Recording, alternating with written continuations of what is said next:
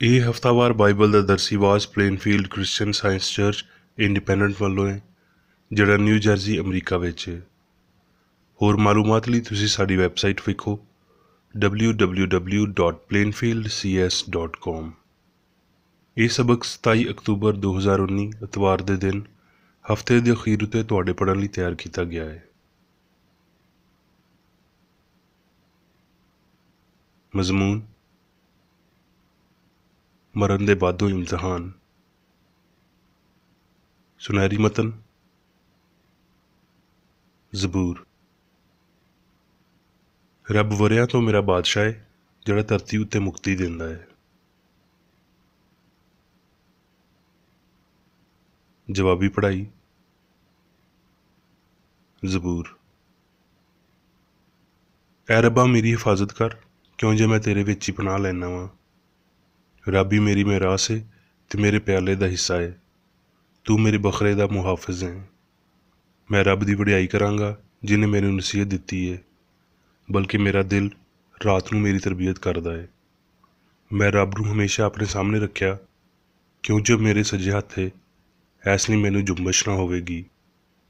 ਇਸੇ ਪਾਰੋਂ ਮੇਰਾ ਦਿਲ ਖੁਸ਼ ਤੇ ਮੇਰੀ ਰੂਹ ਸ਼ਾਦਮਾਨ ਹੈ। ਮੇਰਾ ਬਦਨ ਵੀ ਅਮਨ ਸਕੂਨ ਵਿੱਚ ਰਹੇਗਾ, ਕਿਉਂ ਜੇ ਤੂੰ ਮੇਰੀ ਜਾਨ ਨੂੰ ਨਾ ਪਾਤਾਲ ਵਿੱਚ ਰਹਿਣ ਦੇਵੇਂਗਾ, ਨਾ ਆਪਣੇ ਮਕਦਸ ਨੂੰ ਸੜਨ ਦੇਵੇਂਗਾ। ਤੂੰ ਮੈਨੂੰ ਹਯਾਤੀ ਦੀ ਰਾਹ ਵਿਖਾਵੇਂਗਾ। ਤੇਰੇ ਹਜ਼ੂਰ ਵਿੱਚ ਪੂਰੀ ਸ਼ਾਦਮਾਨੀ ਹੈ, ਤੇਰੇ ਸੱਜੇ ਹੱਥ ਵਿੱਚ ਹਮੇਸ਼ਾ ਦੀ ਖੁਸ਼ੀ ਹੈ। ਦਰਸੀ ਆਵਾਜ਼ ਬਾਈਬਲ ਵਿੱਚੋਂ। ਇਮਸਾਲ: ਐ ਮੇਰੇ ਪੁੱਤਰ, ਆਪਣੇ ਪਿਓ ਦੇ ਹੁਕਮਾਂ ਨੂੰ ਮੰਨ ਤੇ ਆਪਣੀ ਮਾਂ ਦੀ ਤਾਲੀਮ ਨੂੰ ਨਾ ਛੱਡ। ਇਹਨਾਂ ਨੂੰ ਆਪਣੇ ਦਿਲ ਨਾਲ ਬੰਨ੍ਹ ਕੇ ਰੱਖ ਤੇ ਆਪਣੇ ਗਲੇ ਦਾ ਤੌਕ ਬਣਾ ਲੈ। ਇਹ ਟੁਰਦਿਆਂ ਹੋਏ ਤੇਰੀ ਰਾਹਬਰੀ ਤੇ ਸੌਣ ਵੇਲੇ ਤੇਰੀ ਨਿਗਹਿਬਾਨੀ ਤੇ ਜਾਗਣ ਵੇਲੇ ਤੇਰੇ ਨਾਲ ਗੱਲਾਂ ਕਰੇਗੀ। ਕਿਉਂ ਜੇ ਫਰਮਾਨ ਚਰਾਗ ਏ ਤੇ ਤਾਲੀਮ ਲੋ ਤੇ ਤਰਬੀਅਤ ਦੀ ਮਲਾਮਤ ਹਯਾਤੀ ਦੀ ਰਾਹ ਏ। ਮੀਕਾ: ਐ ਇਨਸਾਨ, ਉਹਨੇ ਤੇਰੇ ਉੱਤੇ ਨੇਕੀ ਜ਼ਾਹਰ ਕੀਤੀ ਹੈ। ਇਹਦੇ ਇਲਾਵਾ ਖੁਦਾਵੰਦ ਤੇਥੋਂ ਕੀ ਚਾਹੁੰਦਾ ਹੈ ਵੀ ਤੂੰ ਨਿਆਂ ਕਰੇ ਤੇ ਰਹਿਮਦਿਲੀ ਨੂੰ ਅਜ਼ੀਜ਼ ਰੱਖੇ ਤੇ ਆਪਣੇ ਰੱਬ ਦੇ ਸਾਹਮਣੇ ਫਰੋਤਨੀ ਨਾਲ ਟੁਰੇ। ਮੱਤੀ: ਯਿਸੂ ਨੇ ਕੋਲ ਆ ਕੇ ਉਹਨਾਂ ਨਾਲ ਇਹ ਗੱਲਾਂ ਕੀਤੀਆਂ। ਲੂਕਾ: ਇੱਕ ਦੌਲਤਮੰਦ ਸੀ ਜਿਹੜਾ ਅਰਗਵਾਨੀ ਤੇ ਮਹੀਨ ਕੱਪੜੇ ਪਾਉਂਦਾ ਸੀ ਤੇ ਹਰ ਰੋਜ਼ ਖੁਸ਼ੀ ਕਰਦਾ ਤੇ ਬੜੀ ਸ਼ਾਨ ਨਾਲ ਰਹਿੰਦਾ ਸੀ। ਤੇ ਲਾਜ਼ਰ ਨਾਮ ਦਾ ਇੱਕ ਗਰੀਬ ਬੰਦਾ ਨਾਸੂਰਾਂ ਨਾਲ ਭਰਿਆ ਹੋਇਆ ਉਹਦੇ ਬੂਹੇ ਉੱਤੇ ਸੁੱਟਿਆ ਗਿਆ ਸੀ। ਉਹਨੂੰ ਤਾਂਘ ਸੀ ਭਈ ਅਮੀਰ ਬੰਦੇ ਦੀ ਮੇਜ਼ ਉੱਤੋਂ ਡਿੱਗੇ ਹੋਏ ਟੁਕੜਿਆਂ ਨਾਲ ਆਪਣਾ ਢਿੱਡ ਭਰੇ, ਬਲਕਿ ਕੁੱਤੇ ਵੀ ਆ ਕੇ ਉਹਦਾ ਨਾਸੂਰ ਚੱਟਦੇ ਸੀ। ਤੇ ਇੰਜ ਹੋਇਆ ਭਈ ਉਹ ਗਰੀਬ ਮਰ ਗਿਆ ਤੇ ਫਰਿਸ਼ਤਿਆਂ ਨੇ ਉਹਨੂੰ ਲਿਜਾ ਕੇ ਇਬਰਾਹਿਮ ਦੀ ਝੋਲੀ ਵਿੱਚ ਅਪੜਾ ਦਿੱਤਾ ਤੇ ਅਮੀਰ ਬੰਦਾ ਵੀ ਮਰਿਆ ਤੇ ਦਫਨ ਹੋਇਆ। ਉਹਨੇ ਰੂਹਾਂ ਦੇ ਆਲਮ ਦੇ ਵਿਚਾਲੇ ਅਜ਼ਾਬ ਵਿੱਚ ਪੈ ਕੇ ਆਪਣੀਆਂ ਅੱਖੀਆਂ ਚੁੱਕੀਆਂ ਤੇ ਇਬਰਾਹਿਮ ਨੂੰ ਦੂਰੋਂ ਵੇਖਿਆ ਤੇ ਉਹਦੀ ਝੋਲੀ ਵਿੱਚ ਲਾਜ਼ਰ ਨੂੰ। ਤੇ ਉਹਨੇ ਪੁਕਾਰ ਕੇ ਆਖਿਆ, ਐ ਬਾਪ ਇਬਰਾਹਿਮ, ਮੇਰੇ ਉੱਤੇ ਰਹਿਮ ਕਰਕੇ ਲਾਜ਼ਰ ਨੂੰ ਘੱਲ, ਭਈ ਆਪਣੀ ਉਂਗਲੀ ਦਾ ਸਿਰਾ ਭੇਂ ਕੇ ਮੇਰੀ ਜੀਭ ਨੂੰ ਤਰ ਕਰੇ, ਕਿਉਂ ਜੇ ਮੈਂ ਇਸ ਅੱਗ ਵਿੱਚ ਤੜਫਦਾ ਵਾਂ। ਇਬਰਾਹਿਮ ਨੇ ਆਖਿਆ, ਪੁੱਤਰ, ਯਾਦ ਕਰ ਭਈ ਤੂੰ ਆਪਣੀ ਹਯਾਤੀ ਵਿੱਚ ਆਪਣੀਆਂ ਚੰਗੀਆਂ ਸ਼ੈਵਾਂ ਲੈ ਚੁੱਕਿਆ ਹੈ ਤੇ ਇਸੇ ਤਰ੍ਹਾਂ ਲਾਜ਼ਰ ਭੈੜੀਆਂ ਸ਼ੈਵਾਂ, ਪਰ ਹੁਣ ਉਹ ਇੱਥੇ ਸਕੂਨ ਵਿੱਚ ਤੇ ਤੂੰ ਤੜਫਦਾ ਹੈ। ਤੇ ਇਹਨਾਂ ਸਾਰੀਆਂ ਗੱਲਾਂ ਦੇ ਇਲਾਵਾ ਤੇਰੇ ਤੇ ਸਾਡੇ ਵਿਚਕਾਰ ਇੱਕ ਵੱਡਾ ਖੱਡਾ ਬਣਿਆ ਹੈ, ਇੰਜ ਦਾ ਵੀ ਜਿਹੜੇ ਇੱਥੋਂ ਤੇਰੇ ਕੋਲ ਜਾਣਾ ਚਾਹੁਣ ਉਹ ਨਾ ਜਾ ਸਕਣ ਤੇ ਨਾ ਕੋਈ ਉੱਧਰੋਂ ਸਾਡੇ ਵੱਲ ਆ ਸਕੇ। ਉਹਨੇ ਆਖਿਆ, ਐ ਬਾਪ, ਮੈਂ ਤੇਰੀ ਮਿੰਨਤ ਕਰਦਾ ਵਾਂ ਭਈ ਤੂੰ ਉਹਨੂੰ ਮੇਰੇ ਪਿਓ ਦੇ ਘਰ ਘੱਲ, ਕਿਉਂ ਜੇ ਮੇਰੇ 5 ਭਰਾ ਨੇ, ਭਈ ਉਹ ਉਹਨਾਂ ਦੇ ਸਾਹਮਣੇ ਇਹਨਾਂ ਗੱਲਾਂ ਦੀ ਗਵਾਹੀ ਦੇਵੇ। ਇੰਜ ਨਾ ਹੋਵੇ ਭਈ ਉਹ ਵੀ ਇਸ ਅਜ਼ਾਬ ਵਾਲੀ ਥਾਂ ਉੱਤੇ ਆਉਣ। ਇਬਰਾਹਿਮ ਨੇ ਉਹਨੂੰ ਆਖਿਆ, ਉਹਨਾਂ ਦੇ ਕੋਲ ਮੂਸਾ ਤੇ ਨਬੀ ਹੈ ਨੇ, ਉਹਨਾਂ ਦੀ ਸੁਣਨ। ਉਹਨੇ ਆਖਿਆ, ਨਹੀਂ ਐ ਬਾਪ ਇਬਰਾਹਿਮ, ਹਾਂ ਜੇ ਕੋਈ ਮੁਰਦਿਆਂ ਵਿੱਚੋਂ ਉਹਨਾਂ ਦੇ ਕੋਲ ਜਾਵੇ ਤੇ ਫਿਰ ਉਹ ਤੋਬਾ ਕਰਨਗੇ। ਉਹਨੇ ਉਹਨੂੰ ਆਖਿਆ, ਜਦ ਉਹ ਮੂਸਾ ਤੇ ਨਬੀਆਂ ਦੀ ਹੀ ਨਹੀਂ ਸੁਣਦੇ ਤੇ ਜੇ ਕੋਈ ਮੁਰਦਿਆਂ ਵਿੱਚੋਂ ਜੀ ਉੱਠੇ ਤੇ ਉਹਦੀ ਵੀ ਨਾ ਮੰਨਣਗੇ। ਮੱਤੀ: ਉਸੇ ਦਿਨ ਯਿਸੂ ਘਰੋਂ ਨਿਕਲ ਕੇ ਝੀਲ ਦੇ ਕੰਢੇ ਉੱਤੇ ਜਾ ਬੈਠਿਆ ਤੇ ਉਹਨੇ ਉਹਨਾਂ ਨਾਲ ਬਹੁਤ ਸਾਰੀਆਂ ਗੱਲਾਂ ਤਮਸੀਲਾਂ ਵਿੱਚ ਕੀਤੀਆਂ। ਫਿਰ ਅਸਮਾਨ ਦੀ ਬਾਦਸ਼ਾਹੀ ਉਸ ਵੱਡੇ ਜਾਲ ਵਾਂਗਰ ਏ ਜਿਹੜਾ ਦਰਿਆ ਵਿੱਚ ਸੁੱਟਿਆ ਗਿਆ, ਤੇ ਉਹਨੇ ਹਰ ਤਰ੍ਹਾਂ ਦੀਆਂ ਮਛਲੀਆਂ ਖਿੱਚ ਲਈਆਂ। ਤੇ ਜਦੋਂ ਉਹ ਭਰ ਗਿਆ ਤੇ ਉਹਨੂੰ ਕੰਢੇ ਉੱਤੇ ਖਿੱਚ ਲਿਆ ਏ ਤੇ ਬਹਿ ਕੇ ਚੰਗੀਆਂ ਚੰਗੀਆਂ ਤੇ ਭਾਂਡਿਆਂ ਵਿੱਚ ਜਮ੍ਹਾਂ ਕਰ ਲਈਆਂ, ਤੇ ਜਿਹੜੀਆਂ ਖਰਾਬ ਸੀ ਉਹ ਸੁੱਟ ਦਿੱਤੀਆਂ। ਯਾਕੂਬ, ਐ ਮੇਰੇ ਭਰਾਓ, ਜਦੋਂ ਤੁਸੀਂ ਨਵੀਆਂ ਨਵੀਆਂ ਅਜ਼ਮਾਇਸ਼ਾਂ ਵਿੱਚ ਪਵੋ ਤੇ ਇਹਨੂੰ ਇਹ ਜਾਣ ਕੇ ਕਮਾਲ ਖੁਸ਼ੀ ਦੀ ਗੱਲ ਸਮਝਣਾ ਵੀ ਤੁਹਾਡੇ ਈਮਾਨ ਦੀ ਅਜ਼ਮਾਇਸ਼ ਸਬਰ ਪੈਦਾ ਕਰਦੀ ਏ, ਤੇ ਸਬਰ ਨੂੰ ਆਪਣਾ ਪੂਰਾ ਕੰਮ ਕਰਨ ਦਿਓ ਤਾਂ ਜੋ ਤੁਸੀਂ ਪੂਰੇ ਤੇ ਕਾਮਲ ਹੋ ਜਾਓ ਤੇ ਤੁਹਾਡੇ ਵਿੱਚ ਕਿਸੇ ਗੱਲ ਦਾ ਘਾਟਾ ਨਾ ਹੋਵੇ। ਪਰ ਜੇ ਤੁਹਾਡੇ ਵਿੱਚੋਂ ਕਿਸੇ ਵਿੱਚ ਸਿਆਣ ਦਾ ਘਾਟਾ ਹੋਵੇ ਤੇ ਰੱਬ ਤੋਂ ਮੰਗੇ, ਜਿਹੜਾ ਮਲਾਮਤ ਕੀਤੇ ਬਗੈਰ ਸਾਰਿਆਂ ਨੂੰ ਫਿਆਜ਼ੀ ਨਾਲ ਦਿੰਦਾ ਏ, ਉਹਨੂੰ ਦਿੱਤੀ ਜਾਵੇਗੀ। ਪਰ ਈਮਾਨ ਨਾਲ ਮੰਗੇ ਤੇ ਸ਼ੱਕ ਨਾ ਕਰੇ। ਧੰਨ ਉਹ ਬੰਦਾ ਏ ਜਿਹੜਾ ਅਜ਼ਮਾਇਸ਼ ਨੂੰ ਬਰਦਾਸ਼ਤ ਕਰਦਾ ਏ, ਕਿਉਂਕਿ ਜਦੋਂ ਮਕਬੂਲ ਠਹਿਰਿਆ ਤੇ ਹਯਾਤੀ ਦਾ ਉਹ ਤਾਜ ਪਾਵੇਗਾ ਜਿਹਦਾ ਰੱਬ ਨੇ ਆਪਣੇ ਪਿਆਰ ਕਰਨ ਵਾਲਿਆਂ ਨਾਲ ਵਾਅਦਾ ਕੀਤਾ ਹੋਇਆ ਹੈ। ਇਫਸੀਓਂ, ਤੇ ਉਹਨੇ ਤੁਹਾਨੂੰ ਵੀ ਜ਼ਿੰਦਾ ਕੀਤਾ ਜਦੋਂ ਆਪਣੇ ਕਸੂਰਾਂ ਤੇ ਪਾਪਾਂ ਦੇ ਪਰੋਂ ਮੁਰਦਾ ਸੀ, ਜਿਨ੍ਹਾਂ ਉੱਤੇ ਤੁਸੀਂ ਪਹਿਲਾਂ ਤੋਂ ਜਗ ਦੀ ਰਵਸ਼ ਉੱਤੇ ਟੁਰਦੇ ਸੀ ਤੇ ਹਵਾ ਦੀ ਅਮਲਦਾਰੀ ਦੇ ਹਾਕਮ ਯਾਨੀ ਉਸ ਰੂਪ ਮਗਰ ਟੁਰਦੇ ਸੀ ਜਿਹੜੀ ਹੁਣ ਨਾਫਰਮਾਨੀ ਦੇ ਪੁੱਤਰਾਂ ਵਿੱਚ ਅਸਰ ਰੱਖਦੀ ਏ। ਪਰ ਰੱਬ ਨੇ ਆਪਣੇ ਰਹਿਮ ਦੀ ਦੌਲਤ ਨਾਲ ਉਸ ਵੱਡੀ ਮੁਹੱਬਤ ਦੇ ਪਾਰੋਂ ਜਿਹੜੀ ਉਹਨੇ ਸਾਡੇ ਨਾਲ ਕੀਤੀ, ਜਦੋਂ ਕਸੂਰਾਂ ਦੇ ਪਾਰੋਂ ਮੁਰਦਾ ਹੀ ਸੀ ਤੇ ਸਾਨੂੰ ਮਸੀਹ ਦੇ ਨਾਲ ਜਿਉਂਦਾ ਕੀਤਾ, ਤੁਹਾਨੂੰ ਫਜ਼ਲ ਨਾਲ ਹੀ ਮੁਕਤੀ ਮਿਲੀ ਏ।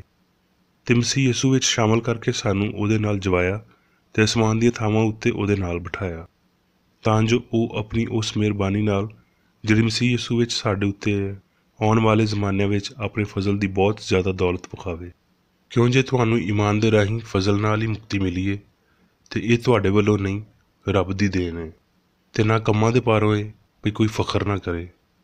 ਕਿਉਂ ਜੇ ਅਸੀਂ ਉਹਦੀ ਹੀ ਕਾਰੀਗਰੀ ਹਾਂ ਤੇ ਮਸੀਹ ਯਿਸੂ ਵਿੱਚ ਉਹਨਾਂ ਨੇਕ ਕੰਮਾਂ ਲਈ ਮਖਲੂਕ ਹੋਏ ਹਾਂ ਜਿਨ੍ਹਾਂ ਨੂੰ ਰੱਬ ਨੇ ਪਹਿਲਾਂ ਤੋਂ ਸਾਡੇ ਕਰਨ ਲਈ ਤਿਆਰ ਕੀਤਾ ਸੀ। ਫਿਲਪੀਓਂ,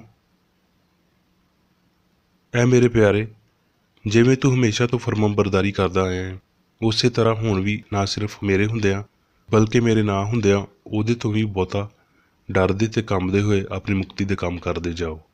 ਕਿਉਂ ਜੇ ਜਿਹੜਾ ਤੁਹਾਡੇ ਵਿੱਚ ਨੀਅਤ ਤੇ ਅਮਲ ਦੋਵਾਂ ਨੂੰ ਆਪਣੇ ਨੇਕ ਇਰਾਦੇ ਨੂੰ ਪੂਰਾ ਕਰਨ ਲਈ ਪੈਦਾ ਕਰਦਾ ਹੈ, ਉਹ ਰੱਬ ਹੈ। ਸਾਰੇ ਕੰਮ ਸ਼ਿਕਾਇਤ ਤੇ ਤਕਰਾਰ ਤੋਂ ਬਗੈਰ ਕਰਿਆ ਕਰੋ, ਤਾਂ ਜੋ ਤੁਸੀਂ ਬੇਐਬ ਤੇ ਭੋਲੇ ਹੋ ਕੇ ਵਿੰਗੇ ਤੇ ਕਾਜਰੋ ਲੋਕਾਂ ਵਿੱਚ ਰੱਬ ਦੇ ਬੇਨੁਕਸ ਬੰਦੇ ਬਣੋ, ਜਿਨ੍ਹਾਂ ਦੇ ਵਿਚਕਾਰ ਤੁਸੀਂ ਜੱਗ ਵਿੱਚ ਦੀਵਿਆਂ ਵਾਂਗਰ ਵਿਖਾਲੀ ਦਿੰਦੇ ਹੋ ਤੇ ਹਯਾਤੀ ਦਾ ਕਲਾਮ ਪੇਸ਼ ਕਰਦੇ ਹੋ। ਥਸਲਿੰਕਿਓ, ਪਰ ਅਸੀਂ ਜਿਹੜੇ ਦਿਨ ਦੇ ਹਾਂ, ਈਮਾਨ ਤੇ ਮੁਹੱਬਤ ਦਾ ਬਖਤਰ ਲਾ ਕੇ ਤੇ ਮੁਕਤੀ ਦੀ ਆਸ ਦਾ ਖੁਦ ਪਾ ਕੇ ਹੁਸ਼ਿਆਰ ਰਹੀਏ। ਕਿਉਂ ਜੇ ਰੱਬ ਨੇ ਸਾਨੂੰ ਗਜ਼ਬ ਲਈ ਨਹੀਂ ਬਲਕਿ ਇਸ ਲਈ ਮੁਕਰਰ ਕੀਤਾ ਭਈ ਅਸੀਂ ਆਪਣੇ ਰੱਬ ਯਿਸੂ ਮਸੀਹ ਦੇ ਰਾਹੀਂ ਮੁਕਤੀ ਹਾਸਲ ਕਰੀਏ। ਸਾਰੀਆਂ ਗੱਲਾਂ ਨੂੰ ਅਜ਼ਮਾਓ, ਜਿਹੜੀ ਚੰਗੀ ਹੋਵੇ ਉਹਨੂੰ ਫੜ ਕੇ ਰੱਖੋ।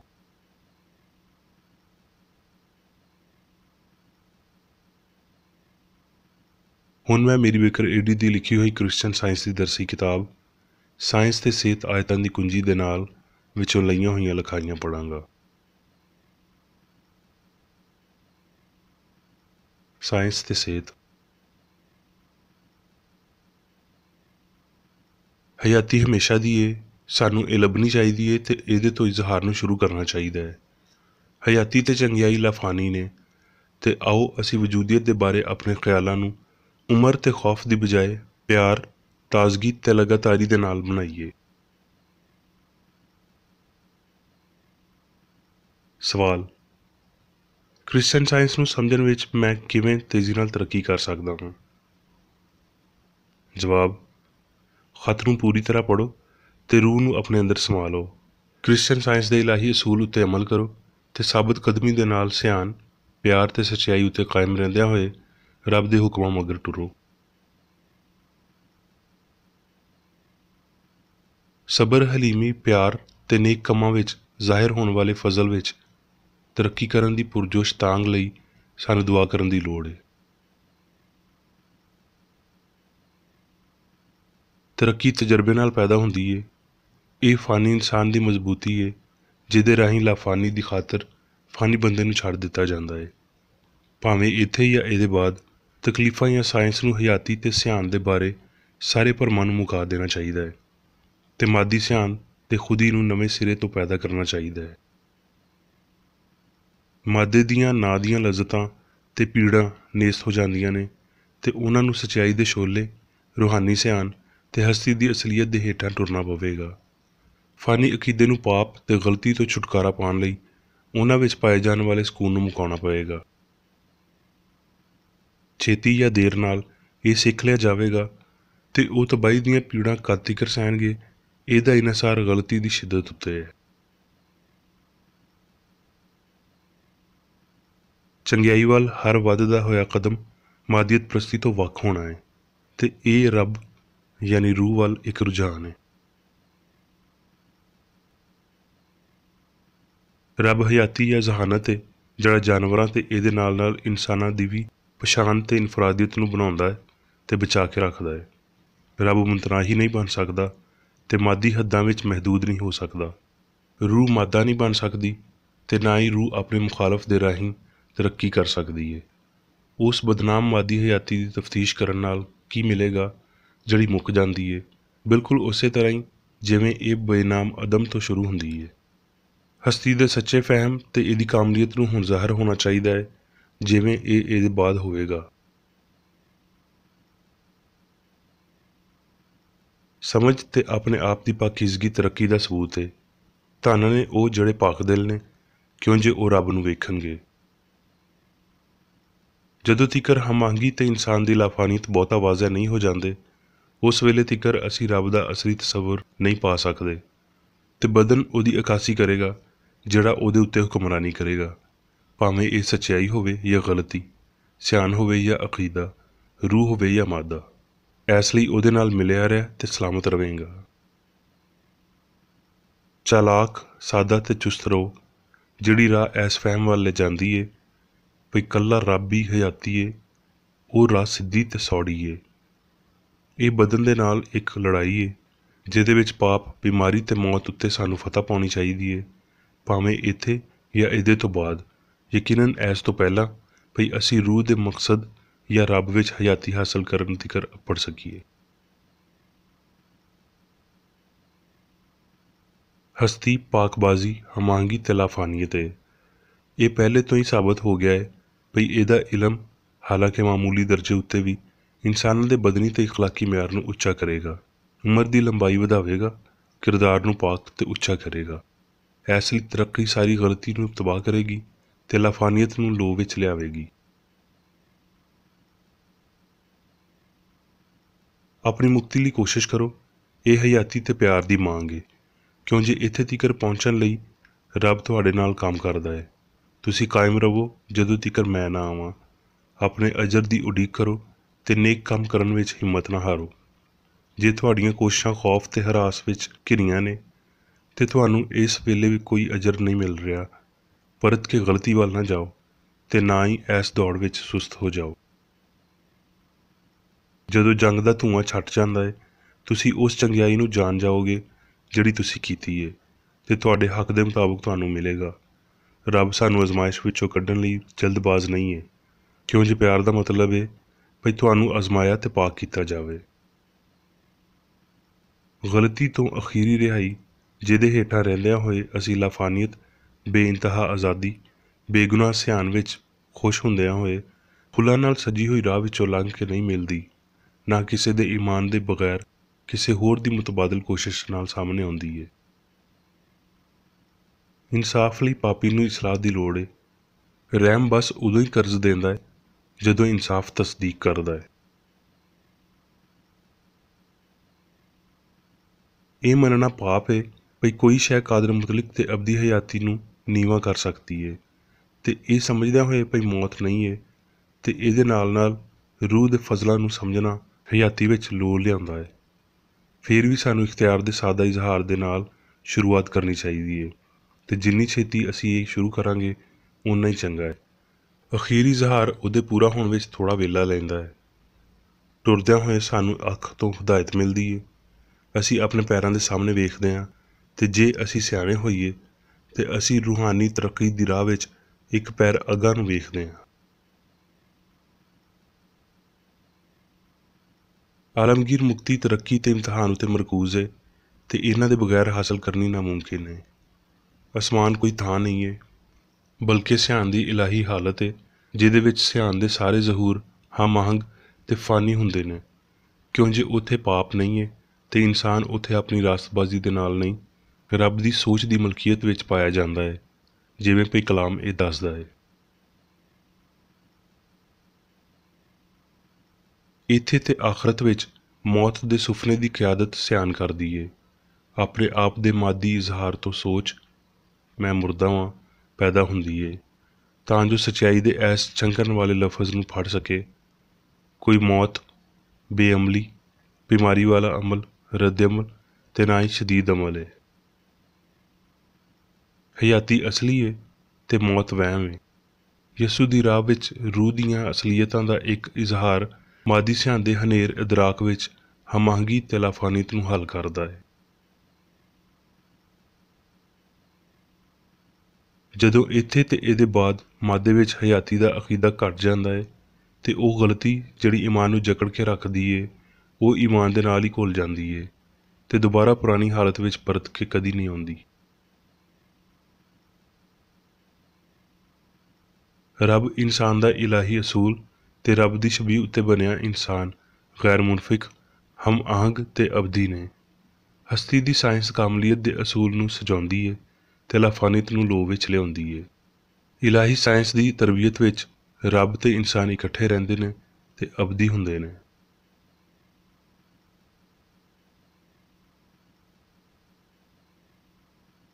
ਹੁਣ ਮੈਂ ਮੇਰੀ ਬੇਕਰ ਏਡੀ ਵੱਲੋਂ ਚਰਚ ਮੈਨੂਅਲ ਵਿੱਚ ਦਿੱਤੇ ਹੋਏ ਰੋਜ਼ਾਨਾ ਦੇ 3 ਫਰਜ਼ ਪੜਾਂਗਾ।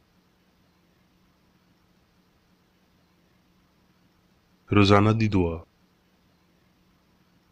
ਇਸ ਚਰਚ ਦੇ ਹਰ ਰੁਕਨ ਦਾ ਇਹ ਫਰਜ਼ ਹੈ ਭਈ ਹਰ ਰੋਜ਼ ਇਹ ਦੁਆ ਕਰੇ, ਤੇਰੀ ਬਾਦਸ਼ਾਹੀ ਆਵੇ, ਇਲਾਹੀ ਸੱਚਾਈ, ਹਯਾਤੀ ਤੇ ਪਿਆਰ ਦੀ ਸਲਤਨਤ ਮੇਰੇ ਅੰਦਰ ਕਾਇਮ ਹੋਵੇ ਤੇ ਸਾਰੇ ਪਾਪ ਮੈਥੋਂ ਨਿਕਲ ਜਾਣ, ਤੇ ਤੇਰਾ ਕਲਾਮ ਸਾਰੇ ਇਨਸਾਨਾਂ ਦੇ ਪਿਆਰ ਨੂੰ ਵਧਾਵੇ ਤੇ ਉਹਨਾਂ ਉੱਤੇ ਹੁਕੂਮਤ ਕਰੇ। ਮਕਸਦਾਂ ਤੇ ਕੰਮਾਂ ਦਾ ਇੱਕ ਅਸੂਲ। ਨਾ ਕੋਈ ਮੁਖਾਲਫਤ ਤੇ ਨਾ ਕੋਈ ਜ਼ਾਤੀ ਤਾਲੁਕ ਮਾਦਰੀ ਚਰਚ ਦੇ ਕਿਸੇ ਰੁਕਨ ਦੇ ਮਕਸਦਾਂ ਜਾਂ ਕੰਮਾਂ ਉੱਤੇ ਅਸਰ ਕਰਨੇ ਚਾਹੀਦੇ ਨੇ। ਸਾਇੰਸ ਵਿੱਚ ਬਸ ਇਲਾਹੀ ਪਿਆਰ ਹੀ ਹੁਕੂਮਤ ਕਰਦਾ ਹੈ, ਤੇ ਇੱਕ ਮਸੀਹੀ ਸਾਇੰਸਦਾਨ ਪਾਪ ਨੂੰ ਰੱਦ ਕਰਦਿਆਂ ਹੋਏ ਸੁੱਚੀ ਭਰਾਬੰਦੀ, ਖੈਰਾਤ ਪਸੰਦੀ ਤੇ ਮੁਆਫੀ ਨਾਲ ਪਿਆਰ ਦੀਆਂ ਮਿੱਠੀਆਂ ਸੱਚਾਈਆਂ ਦਾ ਪਰਛਾਵਾਂ ਬਣਦਾ ਹੈ। ਇਸ ਚਰਚ ਦੇ ਸਾਰੇ ਰੁਕਨਾਂ ਨੂੰ ਸਾਰੇ ਪਾਪਾਂ ਤੋਂ, ਗਲਤ ਤਰ੍ਹਾਂ ਦੀਆਂ ਪੇਸ਼ਨਗੋਈਆਂ, ਮੁਨਸਫੀਆਂ, ਮੁਜ਼ੰਮਤਾਂ, ਸਲਾਹਾਂ, ਗਲਤ ਅਸਰਾਂ ਨੂੰ ਲੈਣ ਤੇ ਗਲਤ ਅਸਰ ਦੇਣ ਤੋਂ ਆਜ਼ਾਦ ਰਹਿਣ ਲਈ ਹਰ ਰੋਜ਼ ਖਿਆਲ ਰੱਖਣਾ ਚਾਹੀਦਾ ਹੈ ਤੇ ਦੁਆ ਕਰਨੀ ਚਾਹੀਦੀ ਹੈ। ਫਰਜ਼ ਲਈ ਚੁਸਤੀ। ਇਸ ਚਰਚ ਦੇ ਹਰ ਰੁਕਨ ਦਾ ਇਹ ਫਰਜ਼ ਹੈ ਭਈ ਹਰ ਰੋਜ਼ ਜਾਰਿਹਾਨਾ ਜ਼ਹਿਨੀ ਸਲਾਮਾਂ ਦੇ ਖਿਲਾਫ ਆਪਣੇ ਆਪ ਨੂੰ ਤਿਆਰ ਰੱਖੇ ਤੇ ਰੱਬ, ਆਪਣੇ ਕਾਇਦ ਤੇ ਇਨਸਾਨਾਂ ਲਈ ਆਪਣੇ ਫਰਜ਼ਾਂ ਨੂੰ ਨਾ ਕਦੀ ਭੁੱਲੇ ਤੇ ਨਾ ਕਦੀ ਨਜ਼ਰਅੰਦਾਜ਼ ਕਰੇ। ਉਹਦੇ ਕੰਮਾਂ ਦੇ ਰਾਹੀਂ ਉਹਦਾ ਇਨਸਾਫ ਹੋਵੇਗਾ, ਉਹ ਬੇਕਸੂਰ ਜਾਂ ਕਸੂਰਵਾਰ ਹੋਵੇਗਾ।